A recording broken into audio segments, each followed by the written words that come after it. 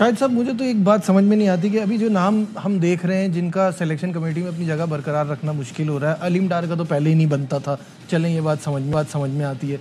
असद शफीक और अजहर अली तो वही बात कर रहे थे जो आकिब भाई कर रहे थे, अब आकिब जावेद हैं और ये नहीं होंगे, तो ये क्या लॉजिक है इसके पीछे? आकिब का बड़ा स्ट्रॉन्ग, मैंने जैसे पहले भी कहा था कि बड़ा स्ट्रॉन्ग किरदार था इस सारी उलट पुलट में, बाबर आजम को हटाने में। टेस्ट मैच में आपने बाबर आजम को मुल्तान टेस्ट में सेकंड टेस्ट मैच के बाद हटाया, फिर आपने रिजवान को T20 की टीम से हटा दिया। तो ये सारे फैसले, बड़े फैसले आकिब जावेद ने लिए और उनको अब ये भी देखा जा रहा है कि जाहिर है इनको कोई कंटेस्ट तो करे, और इसीलिए जैसे मैंने अभी बताया कि एक ऑब्जर्वेटरी कमेटी बन रही है।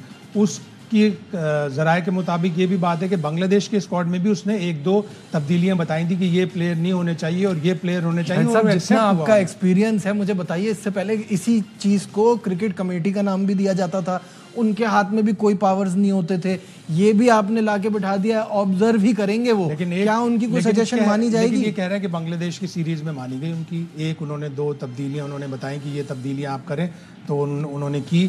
अब इसको आकिब जावेद कैसे लेते हैं, सिलेक्शन कमेटी के दूसरे मेंबरान कैसा लेते हैं कि हमारे ऊपर एक कमेटी बना दी, ये किस तरह लिया जाता है? ऑल्दो अगर पॉजिटिवली लें, एक दूसरे को कन्विंस करें, मैं और आप अगर एक टीम सेलेक्ट करते हैं, आप मुझे कन्विंस करेंगे, मैं आपको कन्विंस करूंगा, तीसरा आदमी होगा, हम दोनों मिलके और वो हम तीनों आपस में। लेकिन सिलेक्शन कमेटी की पावर, बात तो ये हो जाती है ना, यहाँ तो पावर की जंग होती है। सिलेक्शन कमेटी की पावर क्या देखना है कि सिलेक्शन कमेटी इस चीज को कि अगर ऑब्जर्वेटरी कमेटी बन रही है और इसने ऑलरेडी एक फैसला कर दिया है, वो किस तरह लेते हैं। लेना चाहिए अच्छी तरह, अगर कोई आपको जस्टिफाई कर रहा है, अगर आपको कन्विंस कर रहा है तो उसको अच्छी तरह लेना चाहिए।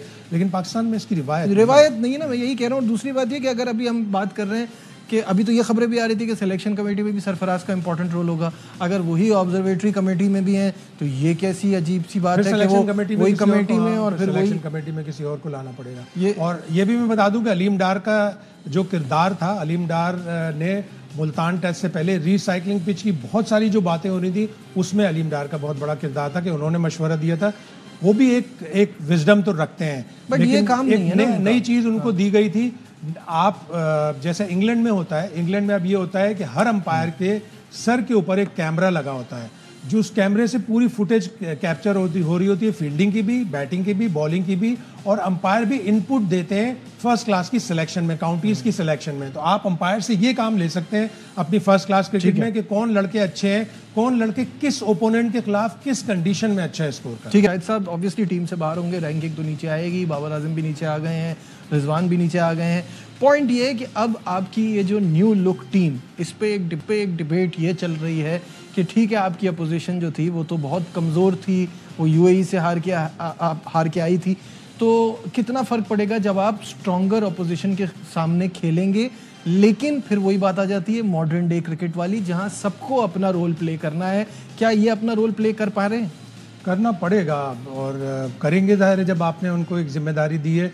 यकीनन एक ओपोनेंट वीक था, हार कर आया हुआ था, उनकी बॉलिंग बहुत कमज़ोर थी। अभी हमें जुलाई में पता चल जाएगा, शुरू जुलाई में ही 17 तारीख को पाकिस्तान की टीम बांग्लादेश जाएगी, 20, 22 और 24 को 3 T20 खेलेगी और वहाँ पे उनकी फुल स्ट्रेंथ टीम होगी। उनके तीनों फास्ट बॉलर वापस आ जाएंगे जिनकी रिहैब हो गई है। दो तो इंजर्ड थे, तस्कीन और मुस्तफीज़, और नाहिद राना ने विड्रॉ किया था टूर से। तो 3 जब अच्छे फास्ट बॉलर आ जाएंगे और उनके और भी स्पिनर 1-2 आएंगे, तो T20 में असल पता चलेगा कि हम उसी हरीफ से उनकी ग्राउंड में जाके कितने इंपॉर्टेंट है और कितनी अच्छी तरह हम उस क्रिकेट को खेल रहे हैं। माइक हसन का भी पता चलेगा, सलमान आगा की कप्तानी का भी, और तमाम स्पिनर्स का रोल ज्यादा होगा, यकीनन होगा, इसलिए कि वहाँ की पिचेस स्पिन बॉलिंग को कंड्यूसिव होती हैं, वहाँ फास्ट बॉलर इतने नहीं चलते। फिर भी ज़ाहिर है T20 होती है, ज़्यादातर लोग मैच में रन्स देखने के लिए आते हैं, बांग्लादेश का क्राउड भी आएगा रन्स देखने के लिए। तो फ्लैट पिचेस होती हैं, उस पर आपने अपने आप को बड़ा स्कोर करना होता है। आपने, अगर आप पहले खेल रहे हैं तो बड़ा स्कोर करना है,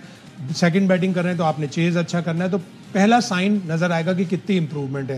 लेकिन टाइम तो देना पड़ेगा आपको। तीनों फॉर्मेट में आपने डिप किया है, आपको टाइम देना पड़ेगा, आपको इन प्लेयरों के ऊपर एतमाद करना पड़ेगा। अगर आप इसी तरह 30 मैचों में 33 प्लेयर T20 में ट्राई करते रहे पिछले 1-1.5 साल में, उस तरह से करते रहे, तो फिर कभी छोटे छोटे मौके देने से ना उनका कोई फायदा हो रहा है ना आपका कोई फायदा हो रहा है। मेरा सवाल ये है कि आपकी बॉलिंग अभी भी स्ट्रगल कर रही है।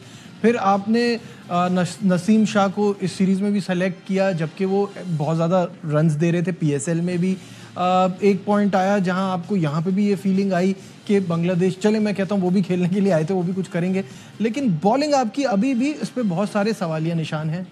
आपको ज़ाहिर शाहिन आफरीदी की वापसी होगी बांग्लादेश की सीरीज़ में।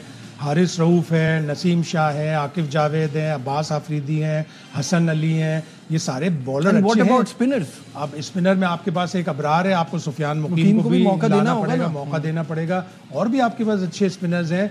पूरे टूर्नामेंट में मुझे सबसे ज़्यादा मायूसी हुई कि मेहरान मुमताज़ को एक भी चांस नहीं मिला। वो अच्छा स्पिनर भी है, नीचे आके रन्स भी बना लेता है। तो माइक हसन ने इस सेशन में जो 3-4 दिन से चल रहा है उसमें यकीनन देखा होगा कि इस मेहरान मुमताज़ में, सुफियान मुकीम में कितना दम है, किस तरह मैं यूटिलाइज करूं, किस तरह मैं दूसरा स्पिनर अपने T20 के स्क्वाड में लेके आऊं। अभी ये खबर ये आ रही है कि एक ऑब्जर्वेटरी कमेटी बनेगी, जो भी स्क्वाड सेलेक्ट होगा वो ऑब्जर्वेटरी कमेटी उसको जज करेगी कि स्क्वाड सही सेलेक्ट हुआ या नहीं हुआ है। और उस ऑब्जर्वेटरी कमेटी में सरफराज अहमद और फॉर्मर फास्ट बॉलर सिकंदर बख्त का नाम है।